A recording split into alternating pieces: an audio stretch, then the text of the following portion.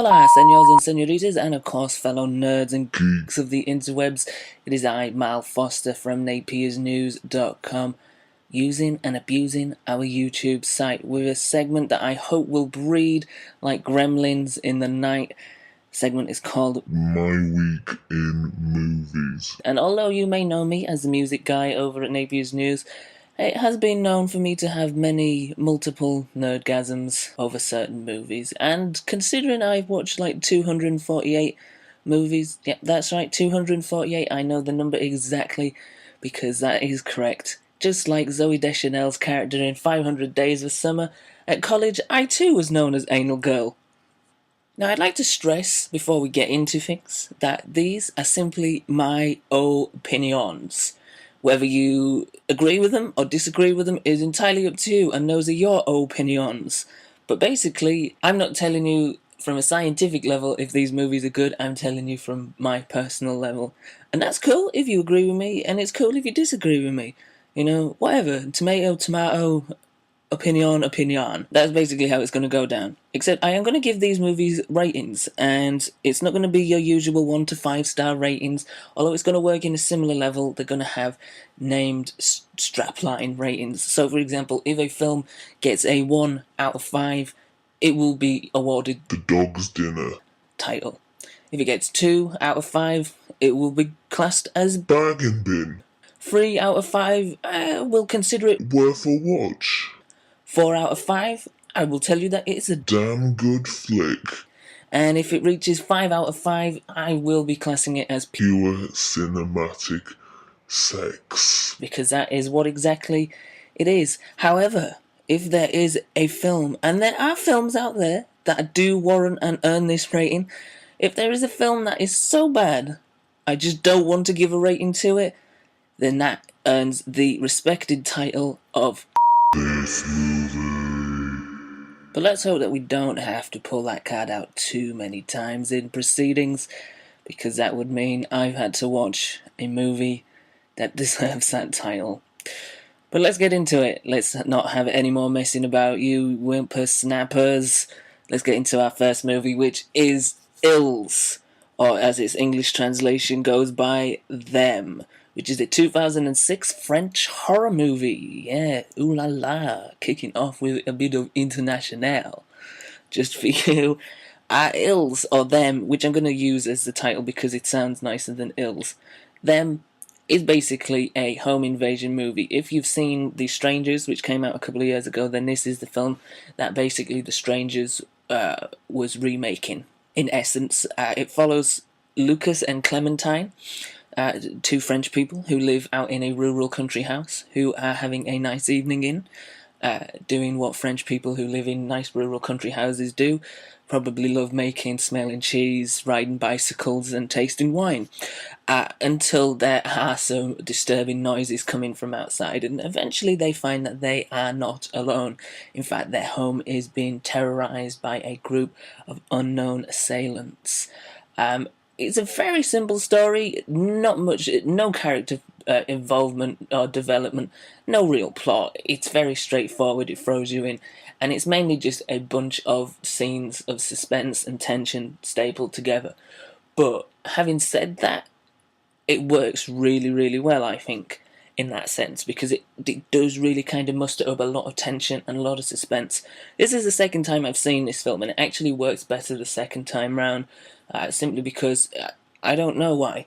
That's simply put. It's been a while since I've seen it, but for some reason I feel like I enjoyed it more second time round. Go figure. But it is very suspenseful and very tense in places. Kind of spooky. It's a niche horror film, and certain people who like more slash 'em ups or creature features, etc., aren't going to particularly like it. But if you like the slow burn in a horror film and you like kind of things building up to a climax, you'll probably dig this movie quite a bit. It's not very long, so even if you're not feeling it too much, it's you know, it paces itself pretty well. And I would say that it is a reasonable good movie, and I would say that it's definitely worth a watch. The second film this week is Tinker, Tailor, Soldier, Spy, the 2011 version of the 1979 BBC miniseries based on the book by John le Carre. It's directed by Thomas Alfredson, Swedish director who is most known for Let the Right One In, which was a fantastic, phenomenal film, and if you've not seen it, go check it out, but you need to check this film out as well. It is full to the brim with a cast list that is just who's who in terms of British acting.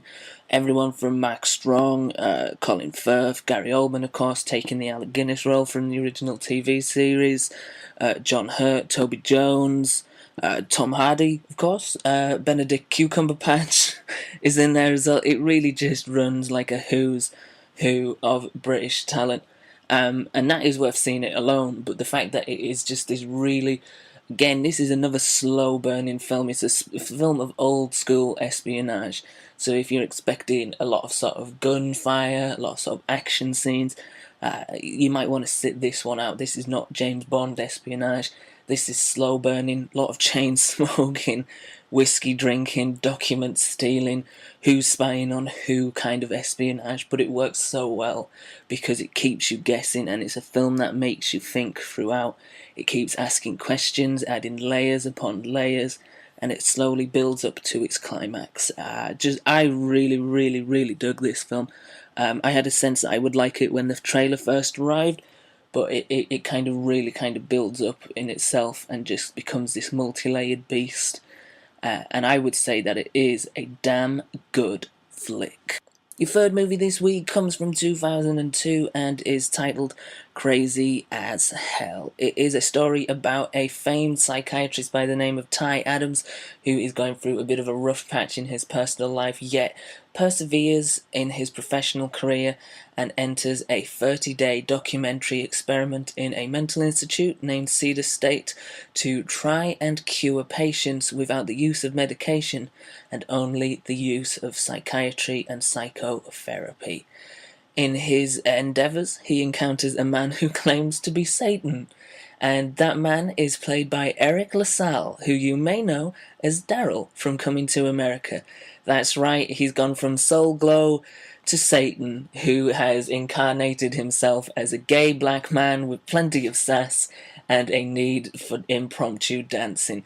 This thing looks good on paper, and I suckered my missus into watching this with me because I thought it was a good watch on paper, and its intentions are somewhat earnest for the most part, but just massive plot holes, terrible score, terrible writing, bad acting, and just so many things missing from it to make it a worthwhile watch. It's kind of funny in places in that kind of it's bad, it's good kind of manner, but this could have been a really good film if done better and handled with more care. It's directed by Mr. Soulglow himself, Eric LaSalle, and like I said, his intentions are good and he has some sort of earnest feeling within the film, but it's just not good. That's what I'm trying to say. It's just not a good movie at all. In fact, it is pretty much a dog's dinner.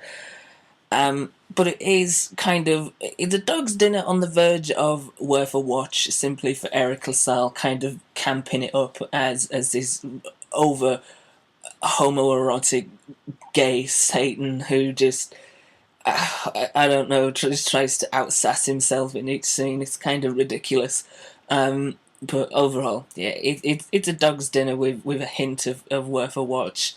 Finally, last but by no means least, is Terrence Malick's Cannes Palme d'Or winning epic The Tree of Life, which I managed to see on a one-day screening, and it was in the Seniors Club at my local cinema, so I was the youngest person in the screening by about 50 years. But that doesn't matter because I enjoyed this film a lot. It basically, how do you explain this film? It basically is a artistic montage. There is no real narrative or linear storyline, so if that's a must-have in a movie for you, then again you might want to sit this one out. But it kind of explores the themes of existence, creation and destruction, birth and death, and the kind of paths that lead from and between the journeys of enlightenment and darker places, told through the memories of Sean Penn as a child.